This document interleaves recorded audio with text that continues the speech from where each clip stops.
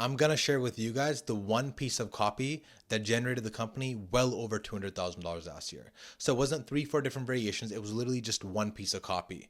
And to have it perform better, I basically wrote more variations of that piece of copy, but the structure basically stayed the same. So what does that look like? But right before I do that, I want to walk you through my principles. There are 3 things I watch for when I'm writing a cold email and to be able to help structure it better. So the 3 copywriting principles are information dense, personalize, and optimize per platform. This is probably the most important one, optimize per platform. So what does it mean when I say information dense? So you want to think of it this way. When you write a piece of copy, by the way, the first draft is always bad, and that's okay. Everybody's first draft is bad. But it's when you start really cutting out certain words, adding certain words in there, making it more information dense, it starts to become better. Anytime I write copy, I want it to feel as if I'm talking to a friend of mine at the bar. If this is something I could say, it's a bar conversation, it flies. If it's very professional, in my experience, I've noticed 440, that doesn't really work that well, right?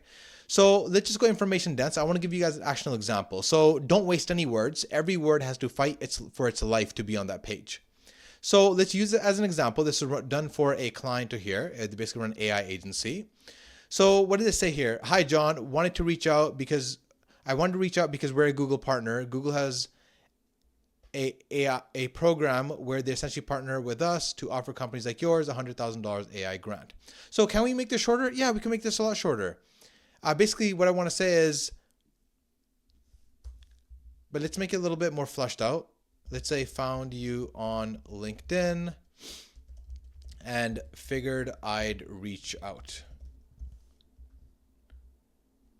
Google has a program where they essentially partner up. You wouldn't need essentially.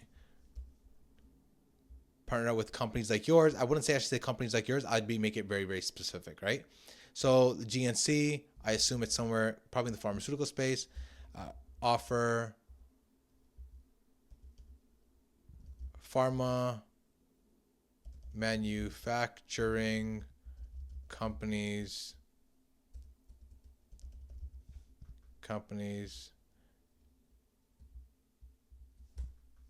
and AI grant. Right, I wanted to write something like this. Use the tilde, $100,000. Okay.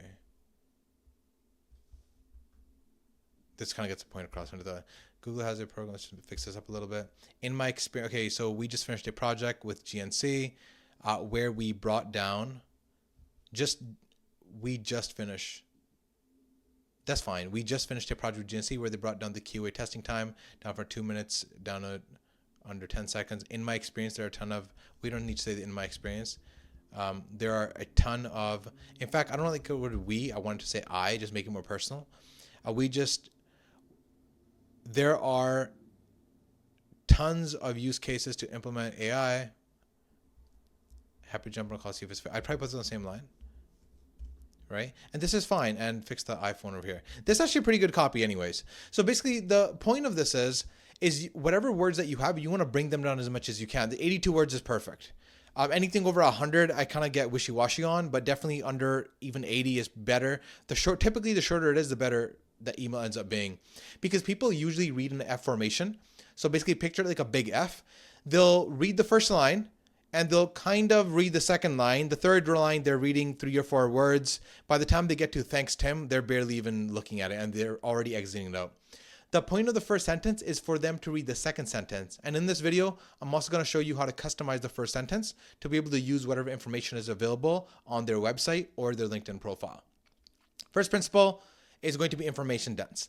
The second one is personalization. This one's huge. They need to feel like you're only talking to them. So how do we do that? I basically have this copywriting example of here. By the way, this is the secret copy that I'm talking about. So, and every person will get a slightly different variation of it to a degree, because obviously I'm not going to say hi. If it's being sent to me, I'm not going to say, hey, Alok. I'm going to say, hi, Gurinder, right? So you could just have those variations in there. So this is the basic structure of the cold email. Now, but I want to basically personalize for everybody. How do I do that? So I have the Google Sheet over here. And as you can see, I have close to 1,580 leads in here. And every single one of them is as hyper personalized as I could have made them. But you could see the structure is basically the same. The structure doesn't really change. And then I even have a PS line in there. The way I did that is using N8N. I basically had OpenAI write me a custom email to each of these people. So let's just scroll down a little bit here. So this is why personalization is so important, because they feel like it's just for them. So the subject line is, "Hi, name. I think I have something for you." See, instead of me writing, "I think I have something for you," I just try to shorten it, still allow it to make sense. "Think I have something for you regarding unique thing about them or their company." And AI is able to do literally all the heavy lifting. And the too long to read, "I think I can add X amount of dollars per month to paraphrase their business with a few automated systems," and so on and so forth. This is why personalization is so important, especially in the day of AI. So we scroll down a little bit. Now, optimize per platform. What does that mean? Wherever you're writing copy, you want to look at the copy as if the other person is looking at the copy. So because I send cold emails for a living, I want to go on my Gmail and see how people see my email. So I know they're probably going to see my full email over here. And then they're going to see about 8-9 words of the first sentence. It's going to say, "Hi, Grinder, comma, found you on LinkedIn, figured I'd reach out." Or it's going to say one of these things. "I see you're passionate about tech and innovation," so on and so forth. So we want to make sure we're watching this very, very carefully when we look at these type of things, right? Some people look at their phone, but in their phone, they also get a little snippet of what the email is about, but you want to make sure you get their attention right away when you're dealing with something like that. And the subject line does a really good job of being able to kind of grasp their attention pretty quickly, just because they think the email is personalized. And this right here, this copy is probably 12 months ahead of the market anyways. So optimize per platform, just covered that. Is basically, you just want to make sure that for email, it's cold, it's short, punchy, and skimmable. Remember, they read in F formation, so you want to make sure you keep that in mind anytime you write a piece of copy out. Second thing, every piece of copy has basically 3 guidelines that they have to follow, especially in the beginning. And when you get really good, you can start leaving some of these out. Like some of my clients will have a really, really strong offer and a really strong risk reversal. They don't even need a case study.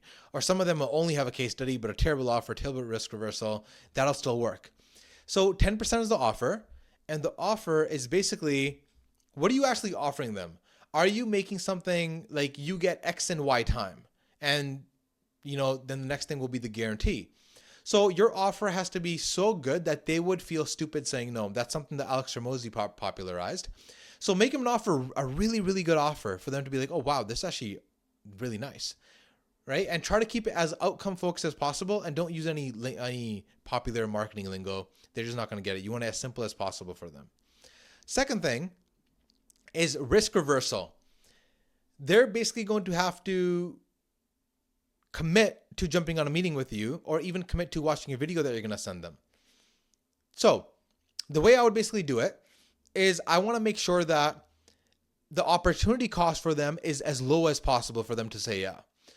Because remember, whatever you're going to offer them is going to cost them either in money or in time. Time as in they're going to jump on a meeting with you, or they might have this 12-month long relationship. So you want to put certain risk reversals in there to make them feel comfortable, say, "Oh, wow, this actually makes a lot of sense," and then move forward.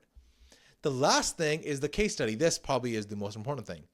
I know I say 10%, 10%, 10%, which is totally true. It'll obviously vary depending on what you're offering. But as long as you have 20%, that basically will help move the deal forward, and you'll probably get a response if it's a good email. Case study. You just want to know, they just really want to know that you understand their problem and you solved it for somebody else. That's really it. That's really all a case study is supposed to do. And if they believe what you're saying, and it seems kind of congruent with what they're typically experiencing, then they'll probably jump on a meeting with you. But I probably wouldn't expect anything more than a 1 to 2% positive response rate, which is still pretty good if you know what you're doing, especially if you start leveraging some of these tools over here with AI. So scrolling down, the other thing we have here is basically vary your sentence rhythm. Like over here says like a pro. There's this lady over here. She has an amazing article. I just want to pull that up over here. It's called Varying Sentence Length. There are some people that read certain things. It's basically an eyesore. I know when I get certain cold emails and I'm like, "Oh, this actually hurts for me to look at it." I will not even read it. We want to make long, boring sentences short and punchy. The way we do that is basically this. So look how nice this sentence looks over here. It's no more than 1 or 2 sentences per paragraph. It's easy to read, and people basically get the gist of what you're talking about. And she basically has no filler words in here. 3 friends went with me. That's easy, understandable. Last week, I saw a science fiction film. It doesn't get more simple than that. But if you start looking at some sentences that are really, really wordy, like this one's really wordy over here, right? And you definitely want to break it up. And cold email is no different. It's exactly the same. Definitely recommend reading the article. I'll put a link down below. That's basically all I really wanted to go over in this video. I just have a really good understanding of how I write copy. And again, this copy is the only one that generated me pretty good money, I would say. Now it's starting to get played out a little bit, but I still recommend testing it out because it does extremely well, especially if you add the variations to it. I hope you enjoyed the video. Thank you.